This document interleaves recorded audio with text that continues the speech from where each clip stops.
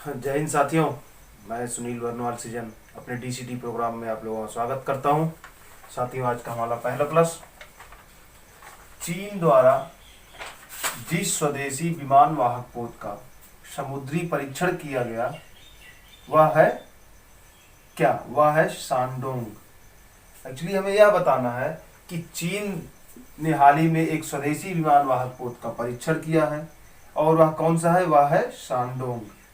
महत्वपूर्ण बात क्या है कि जो शानडोंग है एक स्वदेशी विमान वाहक पोत है और इसका जो है पिछले वर्ष ही चीन ने अपने सेना में शामिल किया था, नौसेना में। लेकिन इसका जो समुद्री परीक्षण वो फिर से किया है। ओके। और एक महत्वपूर्ण बात क्या है कि यह चीन का जो है सेकंड विमान वाहक पोत है। इसका मतलब इसके पास कोई पहला एक और विमान वाहक पोत होगा, तो वह विमान वाहक पोत है तियोनिंग। और इस तियोनिंग की खासियत क्या है कि इसे जो है चीन ने यूक्रेन से खरीदा था। नेक्स्ट प्रश्न को देखते हैं, किस देश ने डब्ल्यूएचओ से अपना संबंध तोड़ लिया? जैसा कि हम लोग लगातार प्रश्नों में चर्चा करते रहे हैं कि डब्ल्यूएचओ की है ना, जब से कोविड-19 का प्रभाव वैश्विक स्तर पर हुआ है, डब्ल्यूएचओ एक महत्वपूर्ण संस्था बन गई है। और हम लोग जानते भी हैं कि डब्ल्यूएचओ की कुछ कारगुजारियां थी, यानी कि कोविड-19 के संदर्भ में इसने वैश्विक जगत को पूरी तरह से नहीं बताया था, है ना। तो इसी संदर्भ में जो है एक देश ने जो है इस डब्ल्यूएचओ की जो गतिविधियां थी, संदिग्ध थी, उसी को ध्यान में रखते हुए अपना संबंध तोड़ लिया। वह देश कौन सा है? वह देश है अमेरिका। महत्वपूर्ण बात क्या है कि अमेरिका के जो ट्रम्प साहब हैं राष्ट्रपति, उन्होंने कहा कि इस संबंध को तोड़ने के पीछे 2-3 कारण बताए हैं। First one, second one, third one. उन्होंने कहा कि एक तो पहली चीज, डब्ल्यूएचओ जो है अपनी विश्वसनीयता, मतलब जिसलिए उस एक संगठन बनाया गया है, यानी कि स्वास्थ्य के संदर्भ में वैश्विक जगत को इन्फॉर्म करना, सूचित करना, तो वह सूचित नहीं कर पाया, एक कारण। दूसरा कारण, वह चीन के खिलाफ उसने कोई उचित कार्रवाई नहीं की है, जबकि वह जानता है डब्ल्यूएचओ कि चीन की इस कोविड-19 को फैलाने में सबसे बड़ी भूमिका है। 2 कारण। तीसरा कारण, उसने जो चीन के संदर्भ में, चीन के इन्फ्लुएंस में काम किया है, और इसलिए भी एक तीसरा कारण बनता है। तो इन 3 कारणों के आधार पर अमेरिका ने जो है डब्ल्यूएचओ से अपना संबंध तोड़ लिया। तो बात निकल के आती है कि डब्ल्यूएचओ में वैसे कितने सदस्य थे? तो 194 सदस्य। ओके, यानी कि 194 सदस्य कभी भी पूछा जा सकता है। बाकी डब्ल्यूएचओ के संदर्भ में हमने बहुत सारी बातें पहले की, एक जिनेवा में है, और इसके कार्यकारी इस समय अध्यक्ष जो है अपने भारत के स्वास्थ्य मंत्री हर्षवर्धन सिंह जी हो चुके हैं, हर्षवर्धन। तो महत्वपूर्ण क्या है कि इसमें जो डब्ल्यूएचओ के सदस्य कितने थे? 194 माइनस 1 कर दीजिए तो हो जाएगा 193। देखते हैं सोनम वांगचुक कौन है। तो सोनम वांगचुक कौन है? यह एक महत्वपूर्ण शिक्षाविद, कह सकते शिक्षा के क्षेत्र में लगातार इनोवेटिव कार्य करते रहे, और पर्यावरण के क्षेत्र में, और ये लद्दाख के एक प्रसिद्ध व्यक्ति हैं। और दूसरी बात क्या है कि अगर आप लोगों ने 3 इडियट्स मूवी देखी हो, तो यह 3 इडियट मूवी जिसमें आमिर खान ने जो है सोनम वांगचुक का किरदार निभाया है, अर्थात 3 इडियट मूवी में जो मुख्य भूमिका है, यानी कि जिसके ऊपर केंद्रित है वह मूवी, वह यही सोनम वांगचुक है। इन्होंने बहुत सारे पेटेंट जो है शिक्षा के क्षेत्र में, टेक्नोलॉजी के क्षेत्र में ले रखा है, और शिक्षा और पर्यावरण के क्षेत्र में ये वहाँ पे बहुत अच्छा काम कर रहे हैं। अभी हाल ही में जब लद्दाख की सीमा पर जो है चीन की सेना ने जब चीन की सेना द्वारा वहां पर अतिक्रमण किया जा रहा है, और एक तरह से कह सकते हैं कि भारत और चीन की सीमा में लगातार विवाद बढ़ता जा रहा है, तो उसी से काफी नाराज थे। और साथ साथ चीन, भारत का जो है चीन पर निर्भरता, जिस तरह से प्रोडक्ट्स को लेके या वैश्विक जगत की निर्भरता है चीन पर, और उसका इस कोविड-19 के संदर्भ में जो मिसयूज करता हुआ चीन दिखा है, उस चीजों को लेके इन्होंने एक नारा दिया है, बायकॉट चीनी प्रोडक्ट, यानी चीन के सामानों का बायकॉट करिए, मत यूज करिए।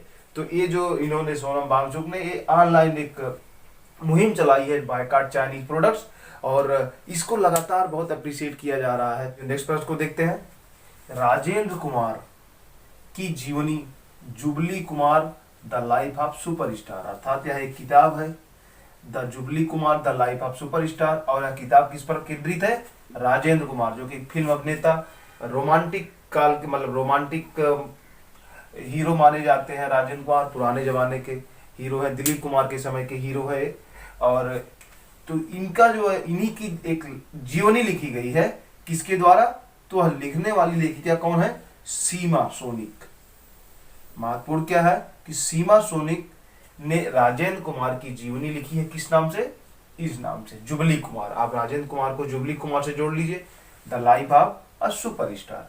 तो यह किताब है। और साथ ही जैसा कि हम लोग जानते हैं कि हमारे एग्जाम्स में चाहे जुडिशरी हो या पीसीएस हो या आरओ हो, हाँ यूपीएससी में नहीं पूछता बाकी के, लेकिन एग्जाम्स में, वनडे की एग्जाम्स में, मतलब किसी भी प्रारंभिक परीक्षा में बाकी के यूपीएससी को छोड़ के यह पूछता है इस तरह का। तो एक महत्वपूर्ण प्रश्न है। और ये इनसे जुड़ते दो और फैक्ट लेते हैं। ये जो सीमा सोनिक अलीमचंद है, बेसिकली इन्होंने रजनीकांत और दारा सिंह, रजनीकांत और दारा सिंह का की जीवनी भी लिखी है और उसी से काफी ये प्रसिद्ध हुई थी। तो अब चूंकि प्रसिद्धि ऑलरेडी पा चुकी है, तो अब इन्होंने जो किताब राजेंद्र कुमार पर लिखी है, यह भी हम पूछा जा सकता। तो लेखिका कौन है? सीमा सोनिक। क्वेश्चन, यह क्वेश्चन भी हमारा एक किताब ही है, the greatest ode to lord Ram. यह एक पुस्तक है जो भगवान राम, जैसा कि आप लोग देख रहे हैं लॉर्ड राम, तो भगवान राम के ऊपर यह किताब लिखी गई है। वह किताब का लेखक कौन है? पवन शर्मा। ओके, जैसा कि आप लोग जानते होंगे कि इस कोविड-19 के कारण जब लॉकडाउन किया गया था, तो राम जो भाई हमारा है रामायण है, उसको दूरदर्शन के चैनल पर लोगों की डिमांड पर चलाया गया था। और उस संदर्भ में अगर आप लोगों को याद हो तो विश्व की सबसे ज्यादा टीआरपी यानी सबसे ज्यादा देखी जाने वाली धारावाहिक या कोई प्रोग्राम इस तरह का बन गया है। कौन सा? रामायण। कौन सा? रामानंद सागर का रामायण। एक तो फैक्ट हो गया। जो हमारा इस क्वेश्चन से जुड़ता फैक्ट है कि किताब जो है the greatest ode to lord Ram यानी लॉर्ड राम, तो इसके लेखक कौन है? पवन शर्मा। और यह किताब जो है रामचरितमानस पर केंद्रित है। किस पर केंद्रित है? रामचरितमानस। जैसा कि हम जानते हैं इसके लेखक कौन है? तुलसीदास जी।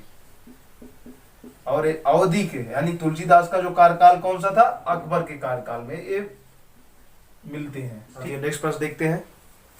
किस राज्य द्वारा रोजगार सेतु योजना शुरू की गई? तो यह योजना का नाम क्या है? रोजगार सेतु। और ये शुरू कौन सा राज्य किया है? वह है हमारा मध्य प्रदेश। ओके, जैसा कि हम लोग जानते ही हैं, बार बार लगातार चर्चा हो रही है कोविड-19 के कारण बहुत सारे जो हमारे प्रवासी श्रमिक हैं वो लगातार अपने मूल राज्य की ओर लौट रहे हैं।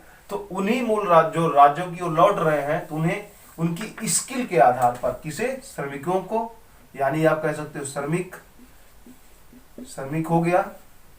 जो श्रमिक है जो वापस अपने राज्य की ओर मूल राज्य की ओर लौट रहे हैं, तो उनकी स्किल क्या है? जैसे हो सकता है कोई लेबर हो, एक बात, कोई सड़कों को जो ईंट पट्टी जो कहते हैं ना वो राजमिस्त्री होते हैं, कोई ये हो सकता है, या कोई हर व्यक्ति का अपना एक एक्सपर्टाइज होता है जो लौट के लोग आ रहे हैं। तो उनके स्किल के आधार पर उन्हें रोजगार दिलाने के लिए राज्य एक व्यवस्था लेके आई, योजना लेके आई है। इस योजना में राज्य की भूमिका क्या है? यानी सरकार की सिर्फ इतनी है कि वह एक सेतु के रूप में कार्य करेगी, ऐसे जुड़ाव के रूप में।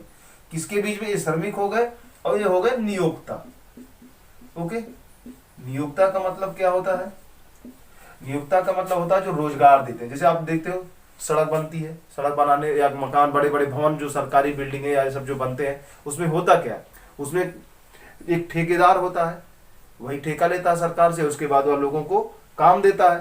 ठीक, तो इसी संदर्भ में वो हो गया नियोक्ता। या फैक्ट्री का मालिक होता है, फैक्ट्री का मालिक अपने फैक्ट्री में लोगों को काम देता है, जिन्हें काम देता है वो श्रमिक कहलाते हैं। या और जो काम करवाता है यानी कि जिसका वो मालिक होता है वो नियोक्ता होता है। तो सरकार पे यहाँ रोल क्या है? ये है सरकार। ओके, तो ये सरकार क्या कर रही है? देखिए, नियोक्ता और श्रमिकों के बीच में क्या काम कर रही है? पुल का काम कर रही है। इसलिए इस योजना का नाम क्या रखा गया है? रोजगार सेतु। ठीक, तो हमें नहीं भूलना है कि किस राज्य द्वारा रोजगार सेतु चलाया जा रहा है? एमपी राज्य द्वारा। तो नेक्स्ट प्रश्न देखते हैं। भविष्य में होने वाले कोरोना संक्रमण के प्रसार की निगरानी हेतु और रोकथाम के लिए कोविड-19 भारत राष्ट्रीय सुरक्षा सुपर मॉडल की घोषणा की गई है। ओके, तो ये जो कोविड-19 भारत राष्ट्रीय सुपर मॉडल, क्वेश्चन यही पूछा जा सकता है कि कोविड-19 भारत राष्ट्रीय सुपर मॉडल की घोषणा जो की गई है वो किसके द्वारा की गई है? कौन सा मंत्रालय है? तो हम मंत्रालय कौन सा है?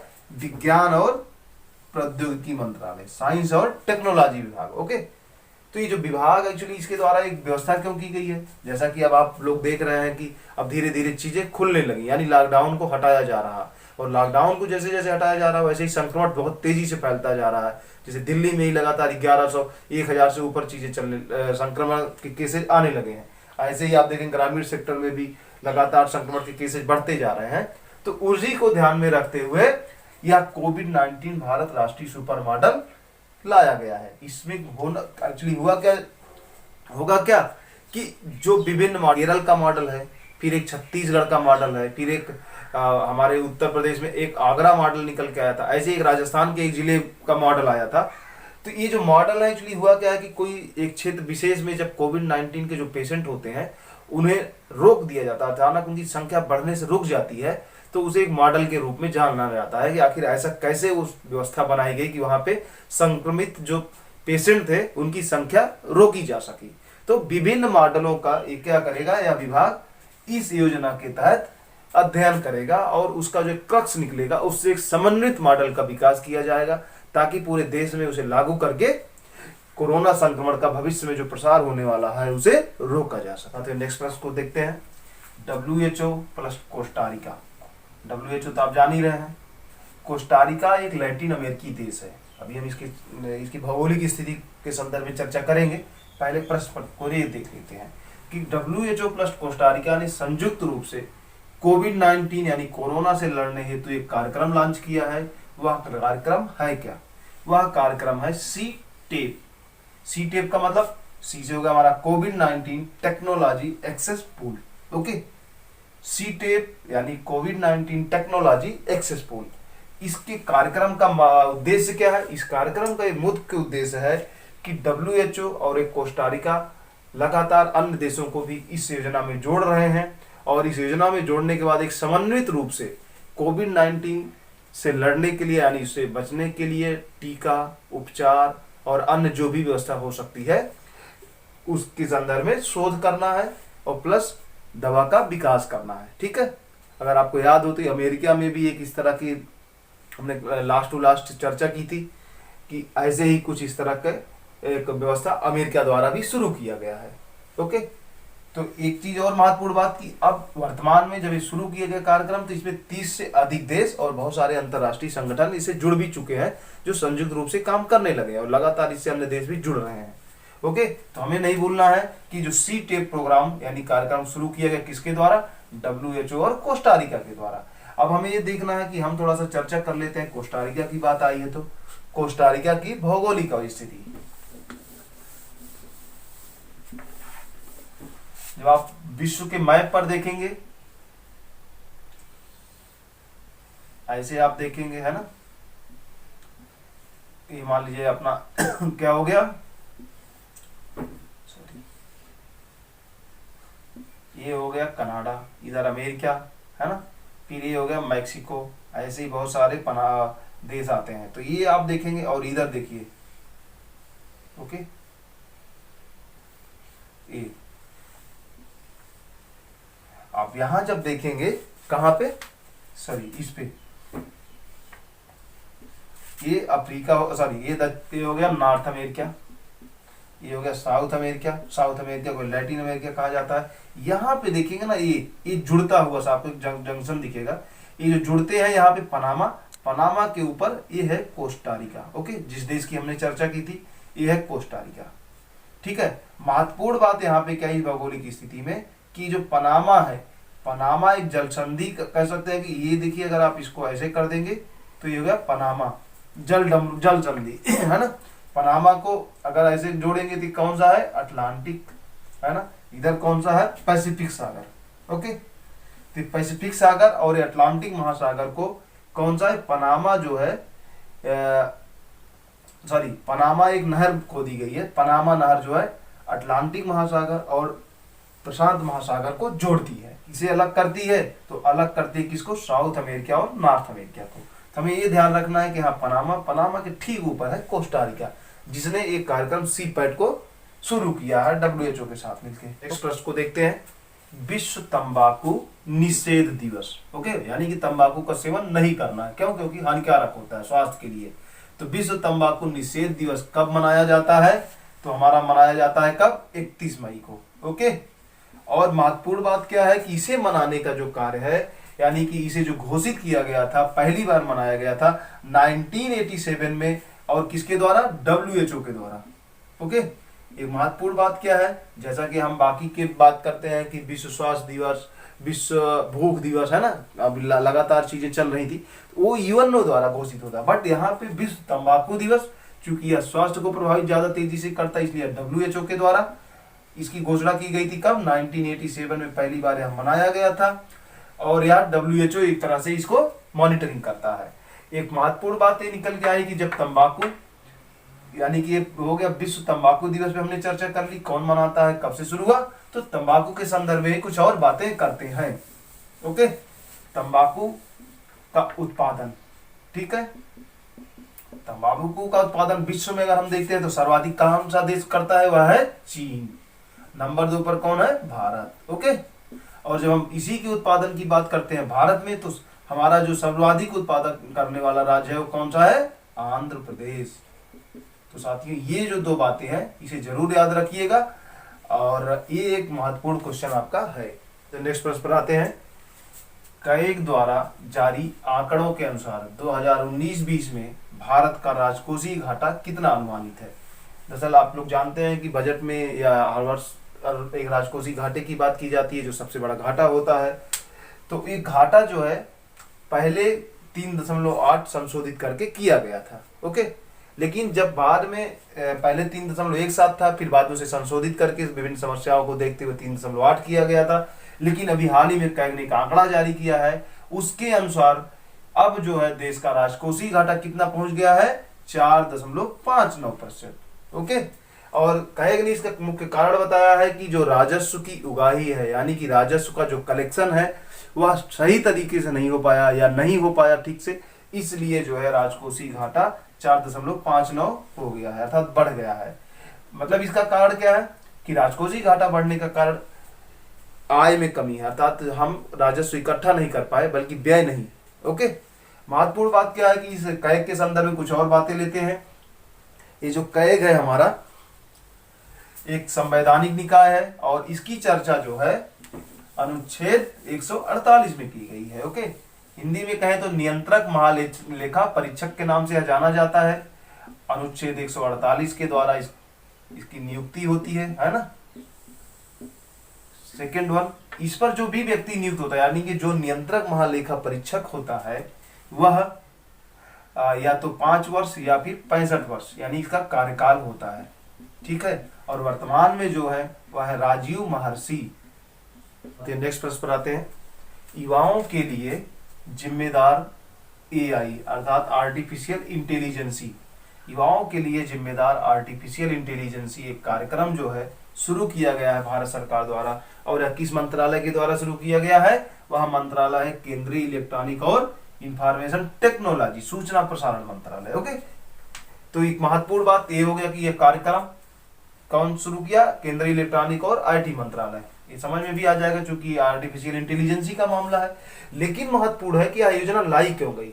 इस योजना के लाने के पीछे मुख्य कारण है कि जो हमारे युवा हैं देश के, उनमें एक सामाजिक तौर पर आर्टिफिशियल इंटेलिजेंसी का विकास हो, अर्थात जो समाज में बहुत सारी समस्याएं हैं, बुराइयां, उनसे वो जुड़े और आर्टिफिशियल इंटेलिजेंस के माध्यम से उसके निराकरण का प्रयास भी करे और सोचे।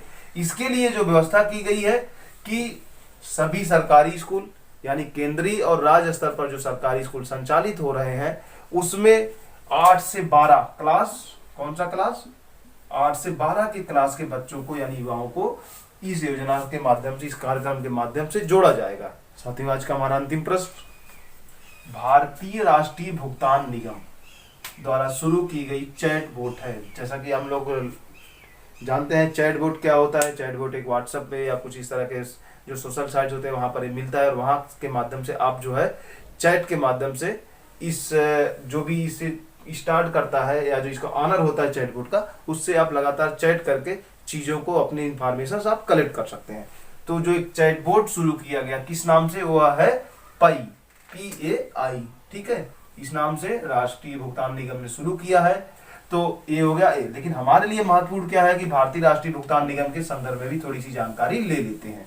ठीक है। तो इसका जो भारतीय राष्ट्रीय भुगतान का गठन किया गया किसके द्वारा? आरबीआई द्वारा। ठीक है, और महत्वपूर्ण बात क्या है कि इसकी स्थापना हुई थी 2008 में, और इसका मुख्यालय कहाँ पे है? मुंबई में। ओके, अंदर खाते खोले गए थे, उसमें जो है वही रुपे कार्ड ही लोगों को दिया जा रहा था। तो ये जो रुपे कार्ड है, बेसिकली रुपे कार्ड है ना, इस कार्ड को भी यही भारतीय राष्ट्रीय भुगतान निगम ही इसे संचालित कर रही है। ओके, तो साथियों आज का था हमारा अंतिम प्रश्न। Thank you.